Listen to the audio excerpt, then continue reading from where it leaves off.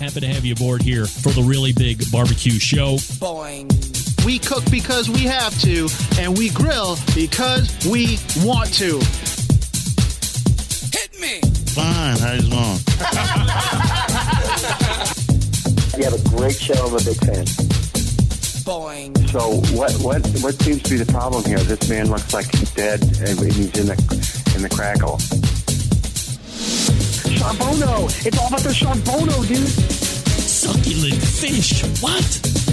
He ate 54 wieners. But listen, Lavernius, shut your face. I'm shaking like a dog shit peach seeds. We have top men working on it right now. Top men.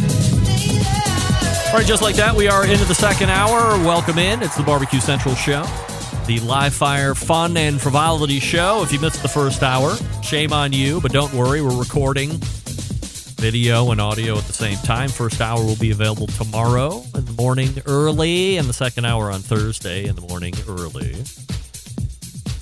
Don't forget, still to come on this show, Robyn Lindars from grillgirl.com. A quickly fast-growing favorite part of the show right here is the Watch Cam segment. So we'll go Watch Cam right now. There it is. A watch. Stephen DeFranco is the jeweler here as well, where we saw it. But this is a Philip & Company Diver 55. Dual-colored bezel. It's black for 40 minutes around. And it's blue for 20 minutes. That's specifically for, like, divers. I mean, like, the chance of me ever going into the water with this watch is 0%. So, let me pull this one off for you and give you a quick look around here. Again, this is the Philip & Company. Come on! Focus, Lamar!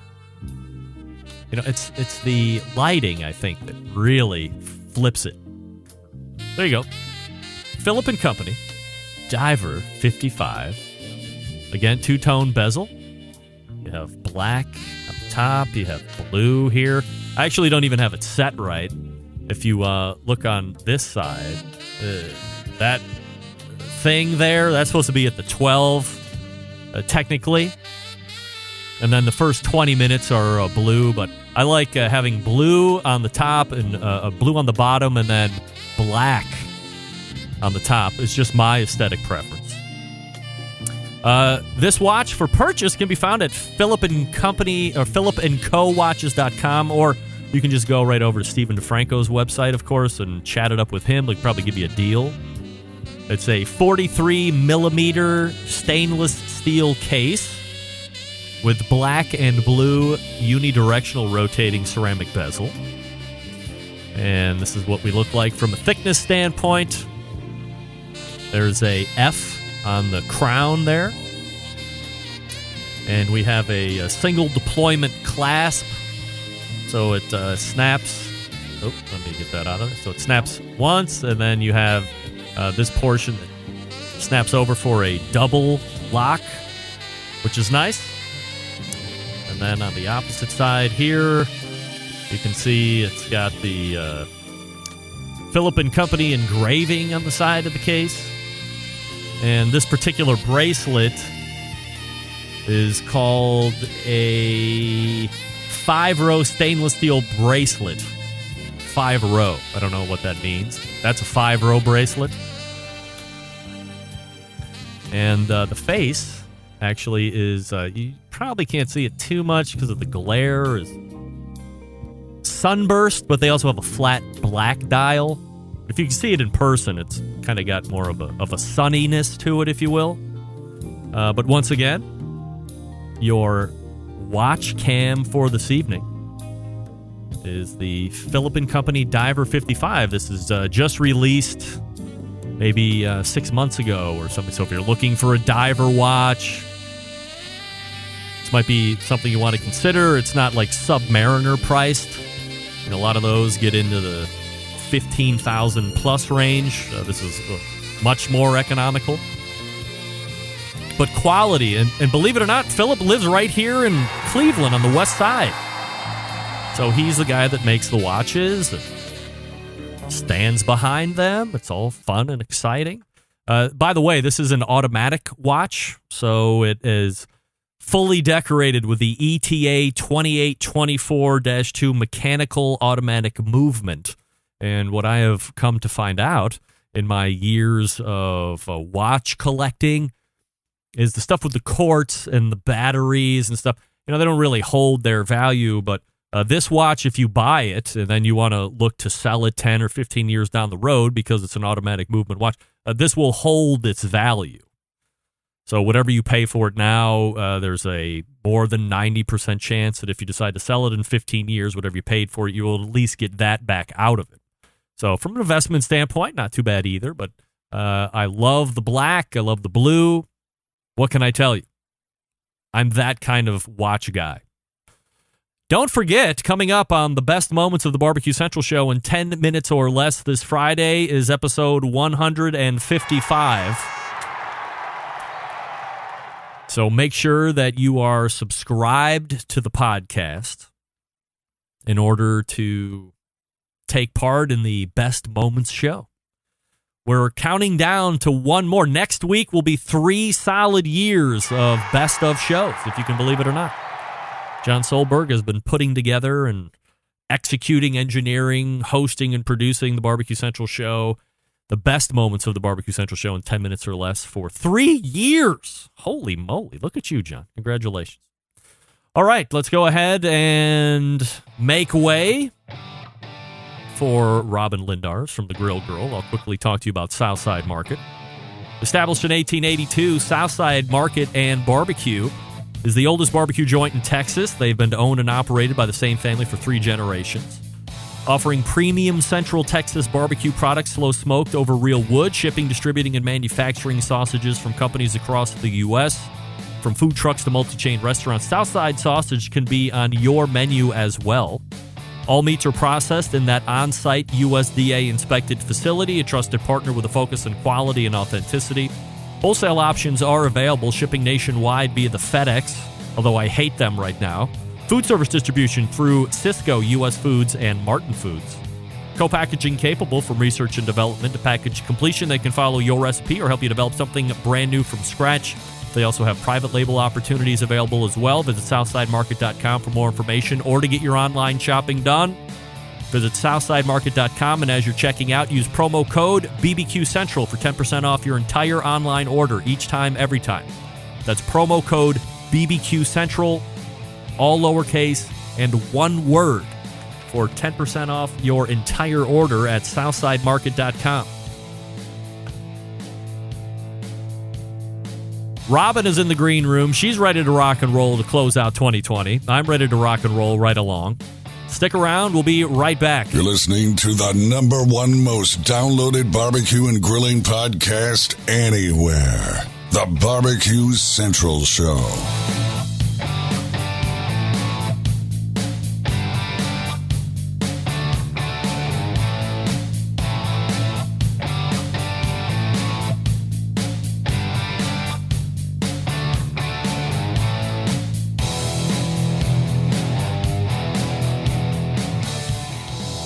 Monthly visits from a killer hog, a cooking guy, a man named Meathead, the author of Barbecue Bible, a grill girl, a bristly barbecue journalist, and the malfeasance of the barbecue world known as the embedded correspondents.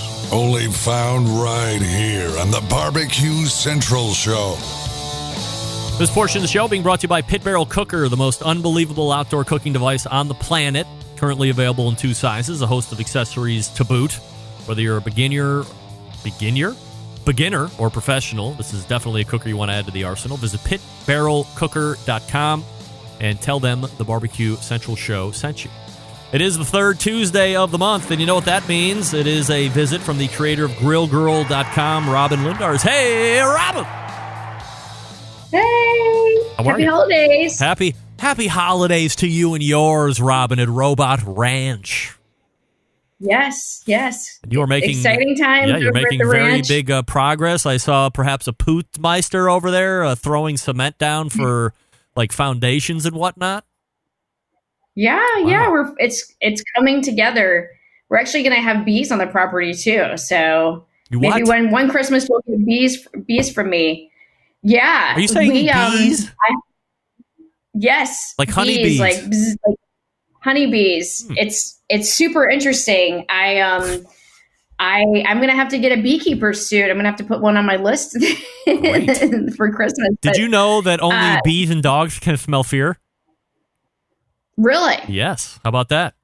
Well, alrighty. Who knew? I knew that. Yeah, I didn't know that. So just real quick, because I know we're going to get into the other stuff, but it is kind of interesting. So in order to get your tax exemption, you can do things like keep a cow or like your agriculture certificate, your agriculture. Basically, it's how you lighten your taxes, if you will. And so I'm not beekeeping, but we're allowing people to keep bees on our property. Basically, they need a place for the bees to go, and we're happy to have them. And I'll get a little honey out of it, and kind of exciting. And I'll get to share the experience with you guys because I think it's kind of cool to see how it works. Are you charging like beehive rent to these people? No, I mean, for us, it works because we'll get like our tax exemption and then we'll get some free honey. But it's kind of interesting just to see the whole process that I'm learning more about it. They actually take the bees. This guy takes all his bees and then he puts them in a semi and semi? Then he transports them. Yeah, they put them in a truck and they transfer all these bees to California to pollinate the almond trees. Isn't that crazy? And then they bring them back. Really? You guys will hear more about this. I'll have more honey recipes on my website. I'll probably have more honey in my marinades and things. Maybe in 2021. The only thing that I'm seeing about honey these days is a State Farm commercial where the guy offers Jake from State Farm chunk honey. He pulls one of those panels out of the hive and he just starts eating it. I don't even think that really happens in real life. Maybe it does. I don't know. But I was both grotesque and fascinated all at the same time. But my wife's aunt used to keep many hives down in southern Ohio. And that was the gift that we looked forward to the most every year is we would get 2 big mason jars full of Southeast Ohio honey. And it had a really deep caramel color. And the flavor was incredible, but the most unique thing that I had come to learn was if you eat honey that is local to you, it has a tendency to wipe out your seasonal allergies. So that was an additional benefit of eating honey. Aside from just being delicious, it goes in my barbecue sauce, and my wife will put it in tea and all this other crap. But it's actually a good health benefit, especially if you suffer from allergies. You should find some local honey around you and start consuming it. It will help you out. About that? Absolutely. So maybe one day I'll sell Grill Girl honey because the guy who's putting it on our land is just purely wholesale guy. And what was funny is all the stuff that we've been trying to get removed off the property is the stuff that the bees supposedly the best. All the invasive species we've been trying to remove is what they are attracted to. So who knew? Life is funny, but never a dull moment. So good stuff going on. So are you saving, is it a property tax thing that you're getting out of, or what? Getting out of kind of a weird phrase, should I say? Maneuvering around, or what do we want to say to make it not sound illegal? No, it's legal. It's just you get a lower tax. You get a different tax exemption for doing agriculture type stuff on your land. So how much space is this guy taking up? Is he putting down 500 hives or 50? Or what are we looking at from a space standpoint and in a sheer volume? I just met with him the other day, so I don't totally know. I mean, they looked at a couple places, and we'll see. Oh, that's to be continued. Oh, so he hasn't given you we're going to use the robot ranch space yet? He's got other potential properties in mind? Well, no, he's definitely going to do it. He has hives on 600 other places, and they came and checked it out, and we signed a certificate the other day, and we're gonna do it. Look at this. So what kind of volume is this guy pumping out? I mean, gallons, would you guess? 9,000 gallons or 50 or? I don't even know how much a he lot of told honey me that, is. Like these big barrels, but I can't remember what he said. Are they but it's enough that he just 55-gallon barrels, you think? Like food-grade barrels? Yeah, like the drums, Yes. I think. That's got to be 50 gallons at least. It's a lot. I mean, he sells it only wholesale, and he sells it to some guy out of Miami who bottles it and sells it at Publix. So it's enough to sell at a major supermarket chain. Unbelievable. Well, this is very crazy, exciting. Right? I'm learning all kinds of crazy stuff. I thought the thing that was most interesting was that they transport the bees to pollinate them. I mean, to pollinate stuff in California. Could you imagine seeing just like a semi-truck full of bees just going down I can't road? imagine how they even get them to stay in the hive without, I mean, you know what it's like rolling down the road. Now imagine you're a bee in a hive, you're getting tossed around willy-nilly in the back of a dry van trailer. I would imagine by the time you open that door for the first time, they're like a swarm ready to get the hell out of there. Oh yeah. No, I can't wait to like live stream this for you guys. It's gotta be like super interesting. I can't wait. So then we get to see your bee harvesting on Robot Ranch. And so are you going to start beegirl.com? You know, who the heck knows? I think we'll just add honey recipes for now. Maybe we'll sell it one day. Who the heck knows? I feel like 2021, you know, it's all options. It's got to be. Yeah, we got lots of options. So, really coming into my own over there. Nice. So good stuff. All right, so we have a week and a half left before Christmas hits, and one of the things that you are most well known for is the yearly gift guide, and you're celebrating your 10th year in existence of gift guide recommending. So congrats on that. What are we looking at from a gift? Like, what are you suggesting people get for their live fire lover? Well, there's this one new grill on the market that I just think is the coolest thing. And whenever I post pictures of this grill, there it is. It's the Gold Chef grill. I discovered this grill. This guy's out of Miami, and he reached out to me. That's where I used to live. And so what it is it's very similar to, it's basically like a salamander, like a portable salamander, or like a, like what are they called? The Auto Wild grills, or like a beefer, except this one is, it cooks vertically. So the fat drips down to the bottom. You can easily remove it. And then you can also put a rotisserie in it, which is super cool. And then you put it in a little backpack and you can transport it. And I just think it's really fun because it comes with all the accessories and it's easy to use for like me and Scott. You do a couple steaks. Can you do more than one at a time on that thing? You could do like 2 steaks at a time, 2 big steaks, or like 4 or 5 chicken breasts. What I think is really cool is you can also do like El Pastor, or like roasted chicken. I roast snipe because Scott, that's his bird, is snipe, which are like small little chickens. But yeah, what I love about it is it's just so darn easy. And it's like basically like setting up an infrared, heating like an infrared grill, on a table. It's like a little tabletop infrared grill. But, usually when you see these beefers or the Auto Wilds, they're like about $1,000, $999-ish. Oh yeah. And this one retails at $299. And I have a promo code that if you guys want to get one, it's $130 off. So it's a really killer deal if you go to my website and look at the promo code is like GC. You'll have to look at it. So I think it's GC01. But yeah, it's a great deal. I put that on Instagram a couple weeks ago and people went crazy for it. And you'll see a lot of reviews on this grill. People are really excited about it. So that's I think that's my fun pick for something under $500 for someone who wants something easy. You get the whole grilling experience. So that's probably like the number one on my list this year. And then I've got some old standbys. I've got the Green Mountain Grill, Daniel Boone, because I feel like everyone's still getting in their pellet. Some people are still starting on their pellet journey. We've been doing this for a while, right, Greg? But, and I think, these days people have so many options in the world of pellet smokers. But what I know I can recommend is that the Green Mountain Grill, they've always been there for me as far as like their customer service. I feel like they continue to innovate their technology. So yeah, that's another one I recommend if people are looking to get into pellet smoking.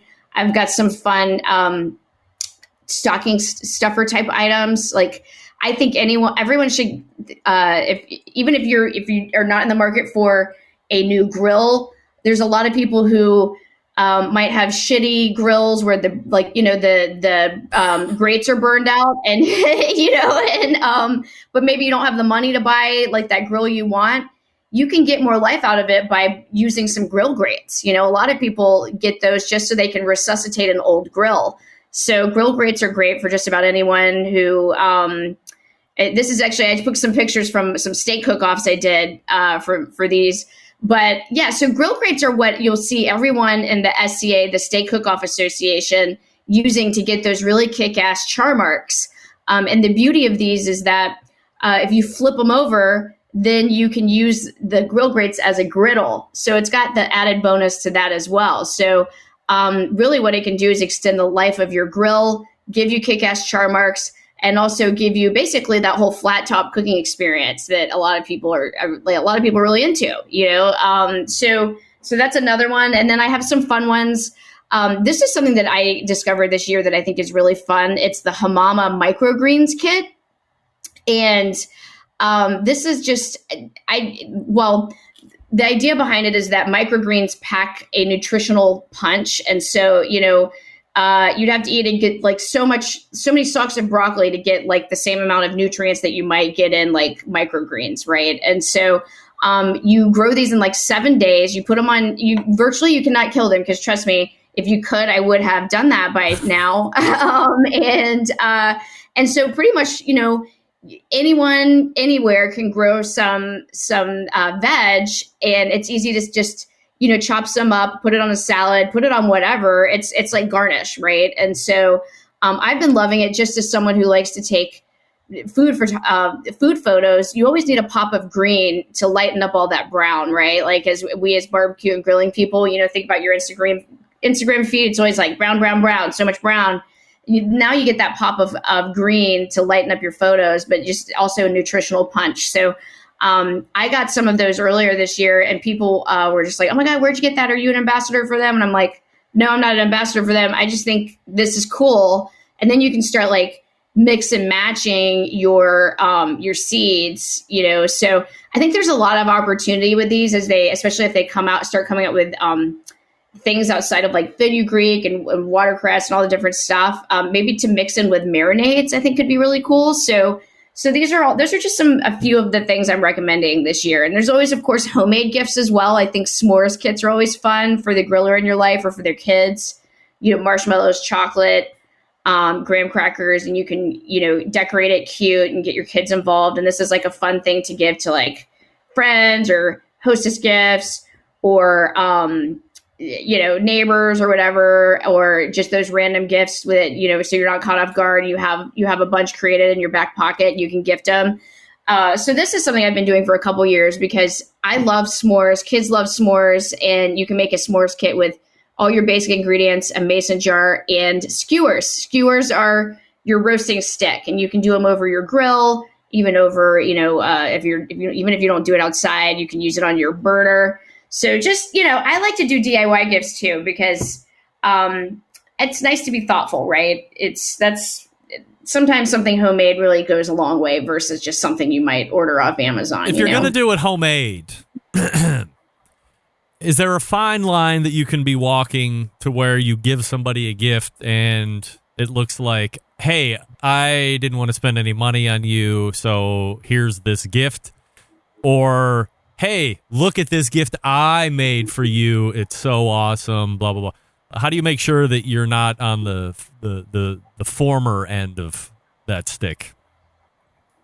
I think you have to recognize your audience, if you get a cool food, if you do like a fun homemade foodie gift, you only want to make sure that recipient is someone who's really going to appreciate it. Some gifts are lost on certain people, like here's a good example. I have this Meyer lemon tree that I have toted around. It made the move with me last year. I actually have 3, and only one is blooming, or one is producing fruit after like 4 years. And so I've done this before in my last tree before it died, was you take these Meyer lemons and you make preserved Meyer lemons, which is you'll see that in like Moroccan cooking, and it's great for making marinades or mixing into a compound butter, or even putting in like salad dressing. And so I have a very finite batch of these Meyer lemons that I grew in my backyard. And so for me to make preserved Meyer lemons, which I have the directions for that on my website, and you don't have to grow them in your backyard. You could just buy them. They have them at Trader Joe's, but it's a fun foodie gift either way. But those are going to people who I only know will like appreciate them, which is one is like my foodie friend here. That's my Instagram friend, and we turned into like real life friends. She's a foodie, and and she's already like, yes, I can't wait. Like, so I think you have to also understand the end person, and if they can appreciate your homemade gifts or not. They're not for everyone, Is there something that you saw this year? I mean, I understand, as I've talked about since March, that all of a sudden this year has become unlike any other year. Is there one of those gimmicky things like a grill bot or something that Meathead and I talked about last week that, boy, it looked great, but what a piece of shit that was. Is there anything this year that you would steer people away from if they're talking about, ooh, this is what I'm going to get my husband or wife or whatever? Yeah, it's so funny you mentioned the grill bot, because they tried to send me one of those, like, I want to say 6 years ago. They tried to sell everybody that had live fire in their name. They just, Yeah. It's like the worst Father's Day gift ever. Like what? You can't clean your own grill? You need a robot to do it? Right. But I keep seeing all these like new wireless meat thermometers, like like that 1 meter. Yes. You know what I'm talking about? Yes. And they did a big campaign for all the influencers, and they want you to use the meter and blah blah blah. I think that's gimmicky. I don't know. That's just me. I've heard it from others that it was. And it may not even just be the meter. I think there's a couple like that, but they promise the Wi-Fi and they tell you everything and they're going to make you a perfect cook and yada, yada, yada. I don't trust it. That's just me. But I think like we are, Greg, you see a lot of stuff come across and you have to be suspect, because also for me as a person, like I only have I have a finite amount of storage. Like I have to be like, do I really need this ridiculous gadget in my life? Yep. Can I press my burgers myself or, whatever.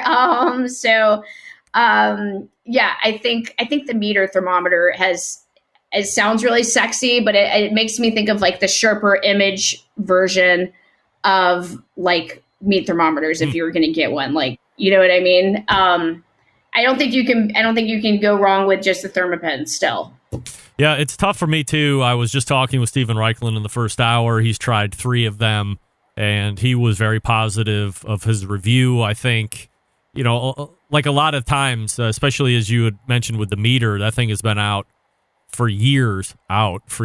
It did millions of dollars on any number of those crowdfunding websites like Indiegogo and the other Kickstarter. I mean, millions on each website, and then they took forever to trickle out, and they didn't have the Wi-Fi connectivity that they said they were going to have, and the Bluetooth connectivity was like 9 feet or less if you had the top down on the grill. Mm-hmm. And it was like, who cares? And then nobody was getting them. However, I have to say, with a Steven Reichlin getting behind it a little bit, Malcolm Reed has also said that he is now a bit of a champion. These are people that hold weight with me, and so I will begin to roll back the disdain that I had for them. But we'll see. Can I hold you over for a couple more minutes after I get done with this read? All right, stand by. We'll be back with more Robyn from Grill Girl. I'll talk to you quickly about the Green Mountain Grills. That's right. Rob just mentioned that. That's on her gift guide for 2020. There's 2 different ones to choose from, a prime line, a choice line, if you want to save some bucks. Here you go. Choice line, Jim Bowie, Daniel Boone. If you want to spend a couple extra bucks because you want some tech, then you can go ahead and get the prime line. You have 2 internal meat probes. You have look-in windows on the main cooking chamber. On the pellet hopper, you have Wi-Fi connectivity, so you can get the Green Mountain Grill app and use that to its fullest extent as well. They also have a Prime Plus, And within the cooking chamber, there's headlights, and I believe that one also offers you a fold-down front shelf where the prime is fixed. And the Choice line doesn't have one. So depending on what you want, a lot of different options to choose from. They do sell through dealers, so go to greenmountaingrills.com and find a dealer near you, and then go visit them if they're taking visitors, where you can learn all about them. And then take one home. You'll be well educated, and you will not have a bad first experience. Everything will be great right off the rip, and you will be headlong into live fire cooking at that point. greenmountaingrills.com. That's greenmountaingrills.com. Accessories, sauces, rubs, and pellets as well over there. Don't forget about that pizza oven insert. That's greenmountaingrills.com. We're back with more Robyn from grillgirl.com. Stick around. We'll be right back.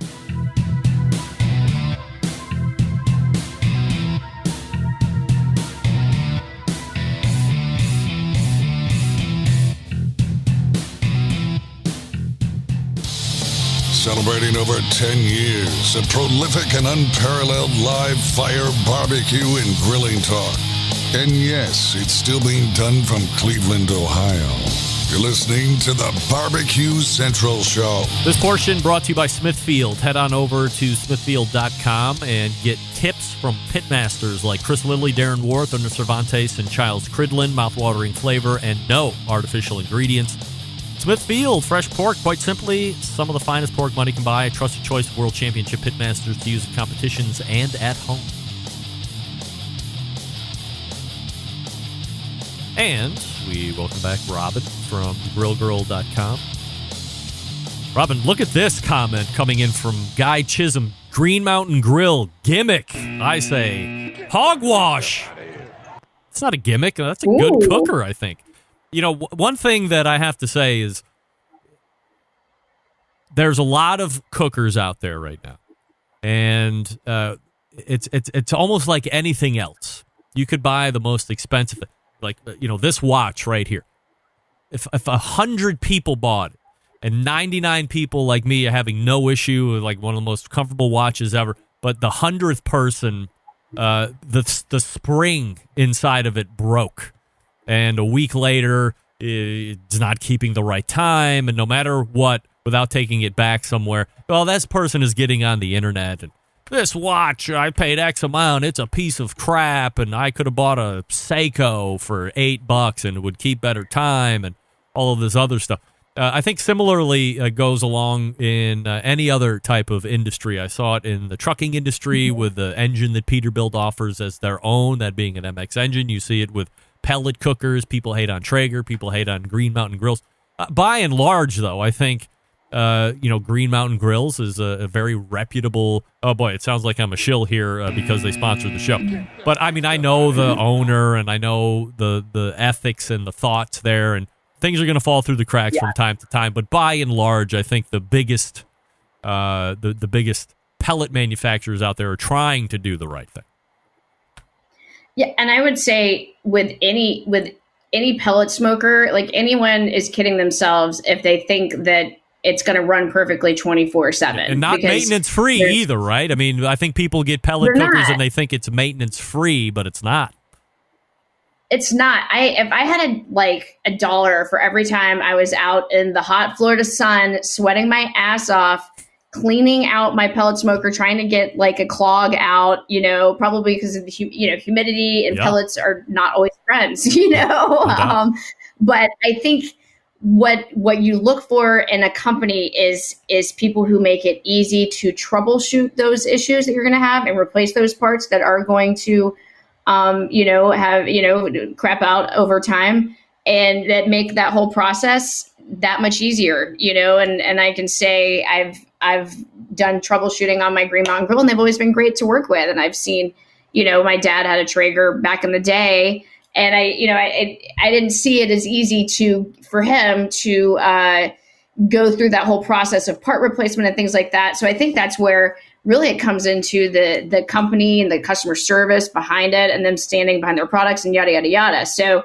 that's why I just put that out there. Anyone who invests in a pellet smoker, like you said, is not maintenance free. It's, who's going to be the easiest to deal with, Well, look, Robyn, I think we've inspired some trolls coming out, because if you look at here, all pellet smokers suck. I don't know anyone who is happy with theirs. So I had to sound the alarm right here.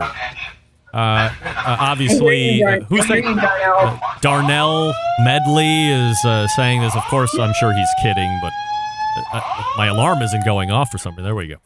Look, I say this with peace and love. Peace and love. I'm saying it with peace and love. I know a lot of happy pellet cookers. I'm one of them.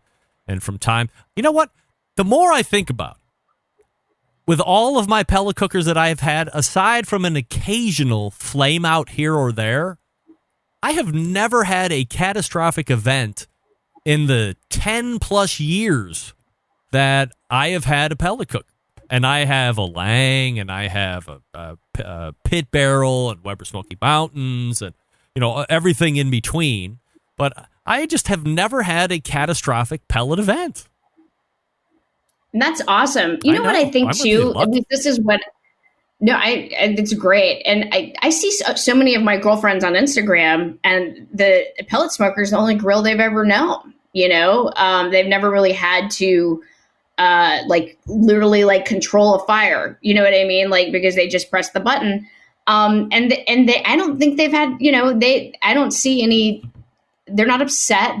They love it, now what was I going to say? I've lost my train of thought, but yeah, they have their pluses and minuses for sure. I've had my ups and downs with mine. Yep. Oh, I know what I was going to say is I think actually what I've seen is that when you use your pellet smoker all the time, it almost seems to work better. You know what I mean? Kind of like a car, if you have a Honda and you drive it all the time versus if you have a car that sits in the driveway and it doesn't get driven enough and then you have problems. I feel like that's how I am with mine, and that I have so many different grills in my backyard that my pellet smoker is not my 24/7 grill. It's kind of like my once or twice a month grill. And then, by that time I haven't used it. Maybe some things got, clogged, or maybe some pellets got hardened. So I do feel like there's a way with pellet smokers. It's almost like you have to kind of keep that machine finally oiled and tuned and keep it going. You know what I mean? So maybe that's part of it as well. That's just a little theory that I have along with Scott. Or maybe you're buying cheap pieces of crap and you're getting exactly what you paid for, right? I mean, if you're buying a $170 pellet cooker, then I would expect that your expectation as a consumer should be way down on the totem pole than if you're buying something in the $900 to $1,800 to $2,000 range, which is gonna. I mean, give me a break, right? I mean, what are we talking about? All right, look, let's get off of this and go to food trends. So we're closing out 2020. Everybody laughed at me almost a year ago when I said. The first show in January of 2020, that 2020 was rapidly coming to a close. But look who's right. I am. 2020 is almost over. As you look back on this year, which has been like no other, what food trend came up that maybe you didn't think was going to happen or was on the cusp and really hit home in a major positive way? Things that you're going to take away from a food trend in 2020. Well, and this won't be a surprise to anyone, but I think the food trend that no one was expecting was everyone baking bread, specifically sourdough. You remember at the beginning of, and that was so unexpected because January, everyone was like, fuck yeah, I'm getting back on the bandwagon. I'm so keto. I'm all about maximizing my macros and blah, blah, blah. And 5 seconds later, everyone's like, just kidding. I need comfort food. And someone just gave me a batch of sourdough starter. And now I'm making my own batch and we're all baking bread and we want to eat carbs because we're stressing right now. I think it's because they were watching the Tiger King at the same time. The Tiger King got everyone through the first round of lockdowns. We're like, what's going on? Oh, thank God for the Tiger King. So I think that was what was not expected, just because it was kind of like a what, I even have girlfriends on Instagram, and it would one girl's name was it literally was maximizing my macros or whatever, which is such a keto thing to say. And the next thing you know, she's totally baking sourdough. So the other thing I think that came across the threshold from being something that was a little bit more rare to more common day in 2020 was tri-tip. Now, hear me out on this, is that historically tri-tip has been more of a West Coast cut, right? Totally, Like on the East Coast, you just do not see tri-tip like at the grocery store. Yeah. But I feel like this was the year that even people who don't or haven't usually had tri-tip in their universe made a point to find it and cook it. It was kind of like it became at least I felt like, and this is of course my view of the world according to all my little barbecue people, but you know what I mean? Like everyone's like, oh, tri-tip is great. And it's like, it has been great, you know, and it's cool to see more people getting into it. Some other things I think that we'll see next year. So those are like the two things that stick out in my head for 2020. It was, and I don't know if you saw our spreadsheet where we write about what like some talking points was. I think the biggest food trend of 2020 is eating and drinking your feelings. You think? And drinking.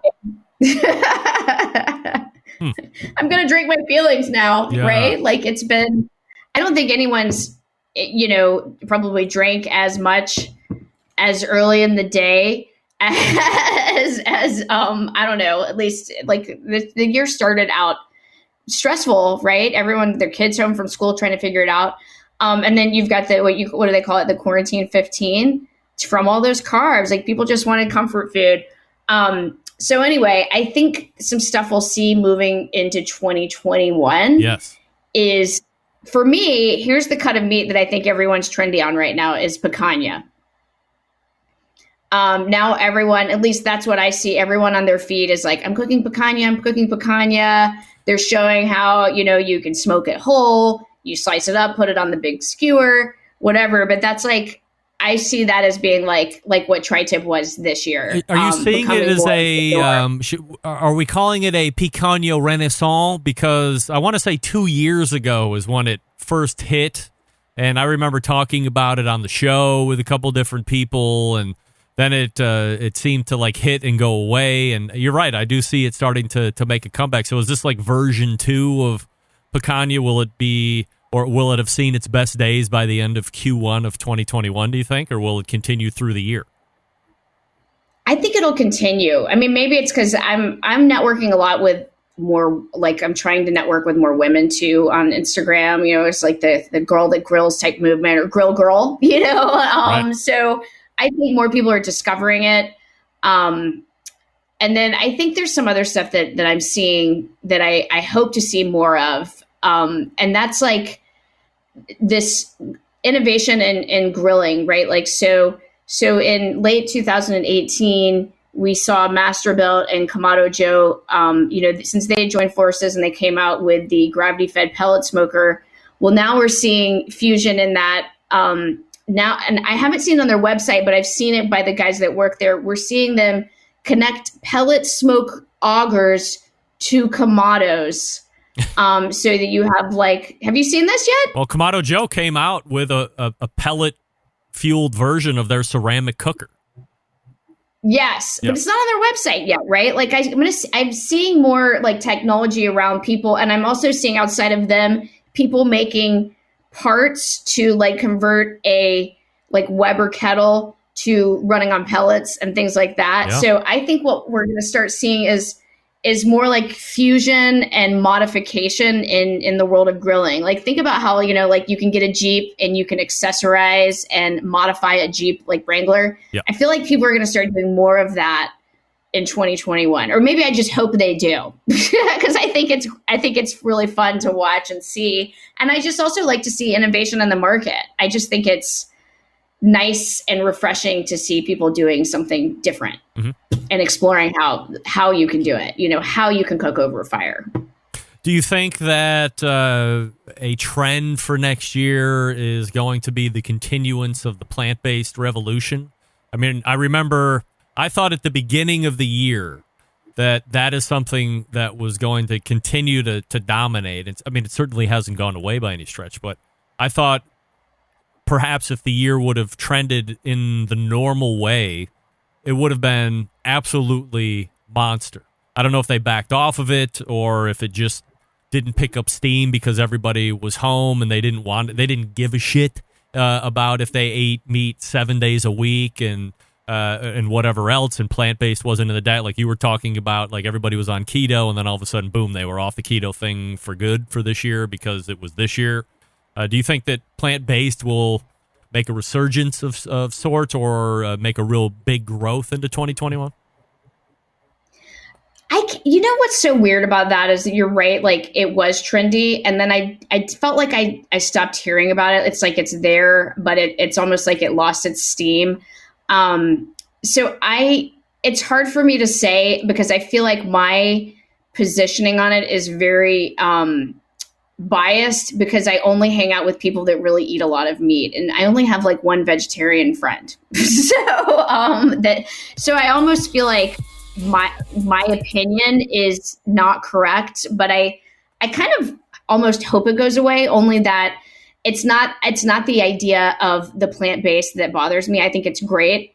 What I do find really gross is all the weird ingredients that they put in most of these, right? Like you might as well just eat a burger if you're going to eat all that weird shit that they put in something to make it taste like a burger. That's what makes me feel like is the weirdest thing about it is that people are trying to be healthy and also, of course, being better for the environment. But meanwhile, these things are so processed and like engineered that it doesn't seem right that you would want to eat it. Better for the environment, but not real good for you in your diet. What's the right? Like it seems counterintuitive to me. Like maybe I should just eat a black bean burger that I make with black beans and something else versus this weird shit that I can't pronounce in the ingredient list. What's the biggest thing you've missed this year?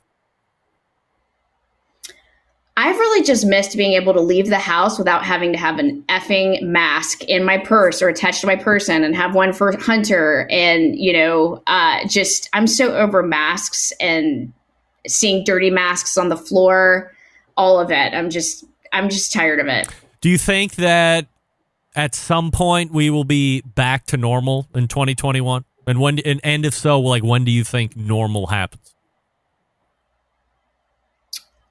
It's really hard to say. I do believe that we're in the middle of a war of information right now, and people have to dig really hard to find information that is truthful, and that they have to go outside of the mainstream media to actually figure out what's really going on, because there's so much censorship and there's so much of the information you don't know what to believe because everyone has an agenda.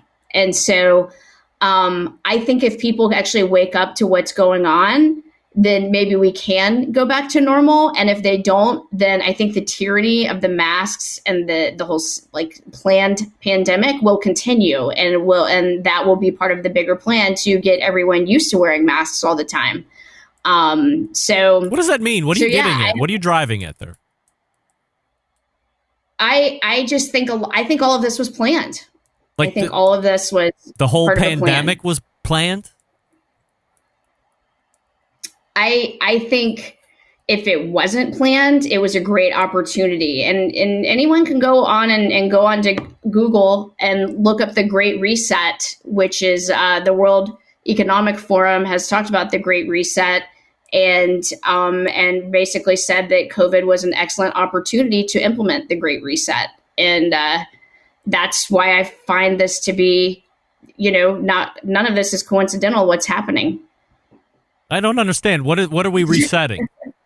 You think this was a planned, release? Do you think like this is real or that it's not?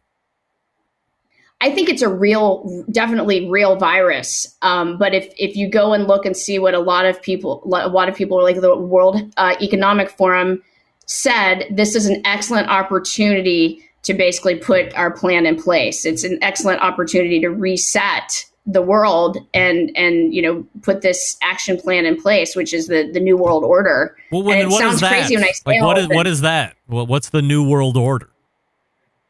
The New World Order is the idea that what are called globalists and a lot of elitists have been talking about for years and years, which is basically like a one world government. And it's kind of scary stuff. But the Great Reset is you guys can Google this, and I swear I'm not crazy. Go on Google and plug in the Great Reset, and a lot of the major world leaders like Prince Charles, what are the guy's names? Klaus Schwab, the guy from World Economic Forum. Bill Gates was there, of course. We're all talking about how, COVID was a great opportunity to implement the Great Reset. Interesting. This happened in Denver. So anyway, you guys can Google it. I know it sounds crazy, but it's actually happening. And the fact that no one's talking about it is what's the scariest part. Or it could be not true at all. Yeah. I don't know why people would talk about and wanting it. And the guy wrote a book about it called The Great Reset, COVID-19, the guy who is the head of the World Economic Forum. Yeah, I don't know why I'd write a book about it, but I swear to you guys, I'm not a conspiracy theorist. I just started looking around. Don't say but. Don't you say but now. Don't you say but. Keep going. When the vaccine is out, Robyn, when the vaccine is out, will you take it? No. You will I will not be taking this vaccine. All right. I will not be taking an mRNA vaccine. So the one by Pfizer and Moderna, I will not be taking. Now, maybe the one from AstraZeneca, but no. Why? What's in it?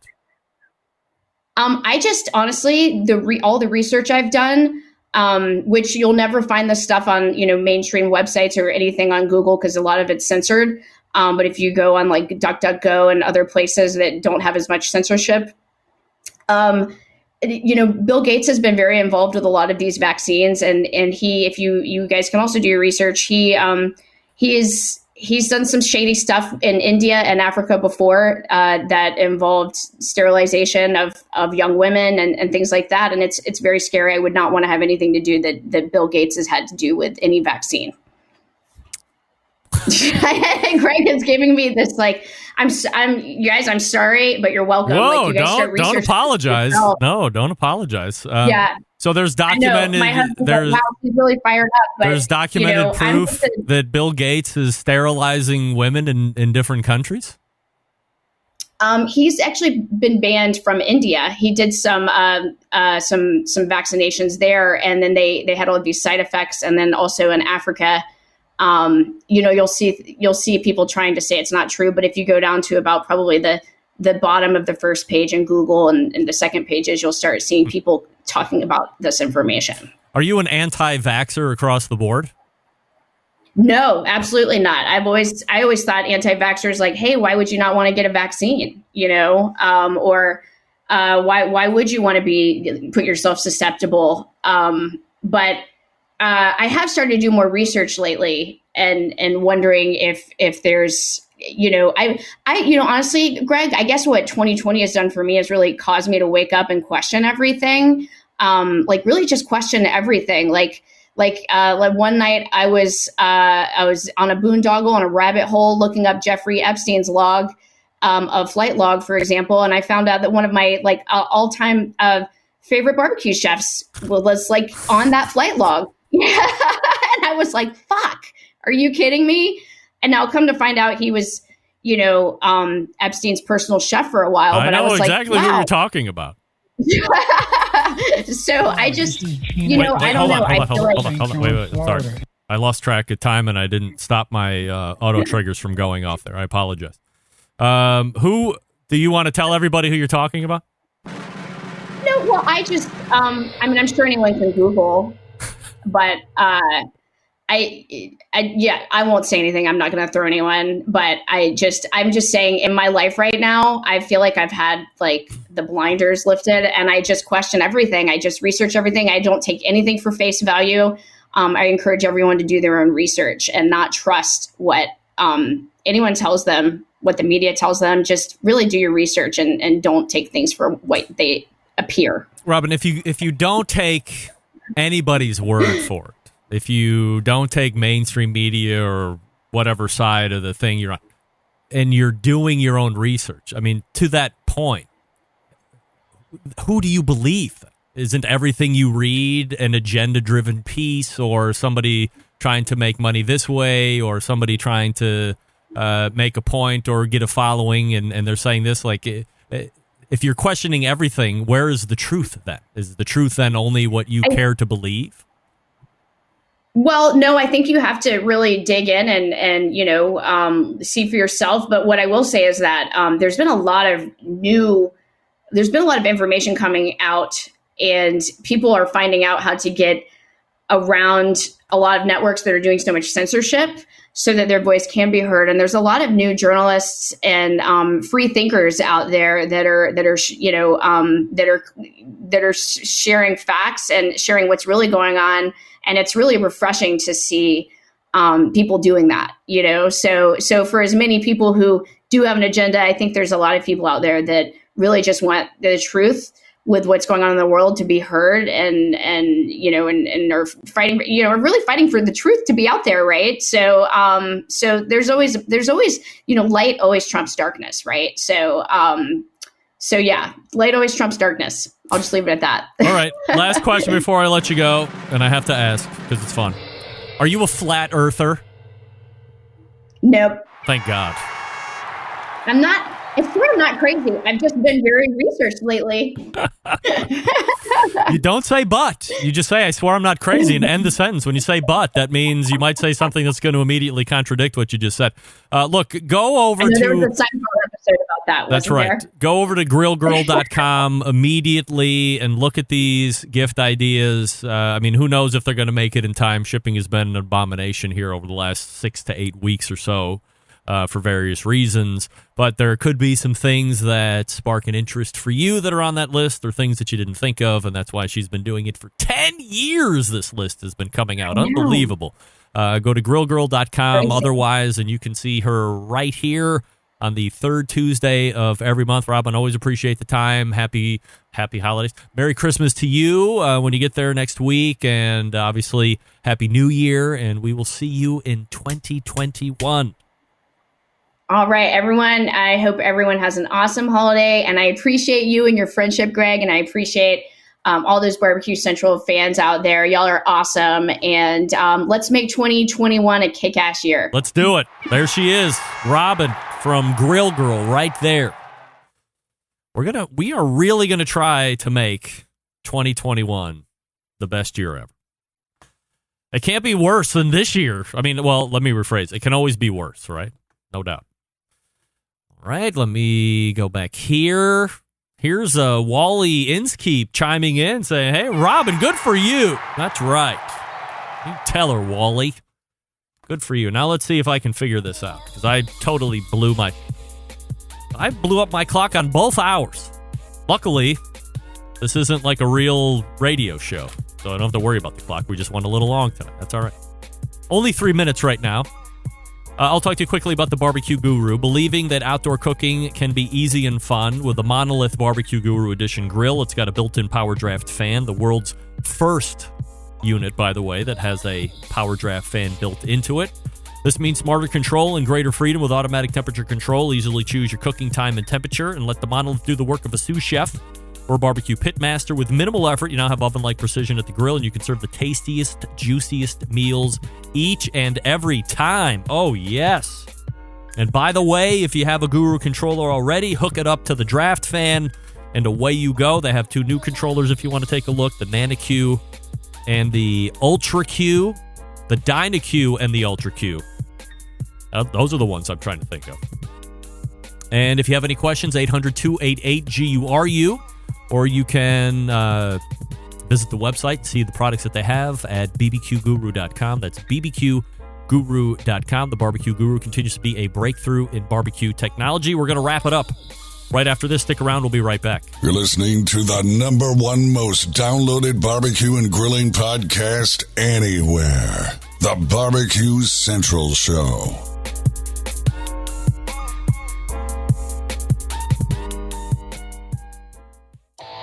Howard Stern, Jim Rome, Dan Patrick, and Greg Rempe. The Mountain Rushmore of talk show entertainment. Now, let's get back to the Barbecue Central Show. Sorry about that. This portion brought to you by The Smoke Sheet, a free weekly newsletter that keeps you in the know on everything happening in the barbecue world. Brought to you by Sean Ludwig and Ryan Cooper, a.k.a. Barbecue Tourist and NYC BBQ on social media. BBQnewsletter.com is the website. a great all-in-one resource for the live fire industry. Thanks again to Robyn for joining me the last 2 segments. And we'll see where we... Am I going to run out? Yeah. Okay. All the way back in the first hour, we talked with Steven Reichland. He had some gift ideas for you as well as we get closer and closer to Christmas, so your time is running out. After Steven, we talked with Andy Staples from The Athletic. He writes college football for them and is the authority in the country on college football. At Andy_Staples on the Twitter if you want to interact with him. Tell him you heard him on the show and how great he was. That replay will be available here in a couple hours. And then in the second hour, it was Robyn from grillgirl.com, Robyn Lindars. She also has her gift guide out, her 10th year doing it. Again, grillgirl.com, and just look for the 2020 gift guide for her. And we talked about some trends and things that bubbled up here in 2020 and what might be happening in 2021. Big 2 shows coming up as we close out the year. Embedded Correspondents are next week. Derek Riches is next week. We're going to be arguing about best of during the Embedded Correspondence segment. 5 or 6 each of our best moments, and we'll try and whittle them down into a winner. And then the following week, we will also just go over a best of 2020 in general. Your participation is asked for, not required, but would be appreciated. So weigh in, call in, all that fun stuff. September 11th, 2001, I will never forget. Till next Tuesday at 9 p.m. Eastern, this is your program host and proud U.S. American, Greg Rempe. Good night now.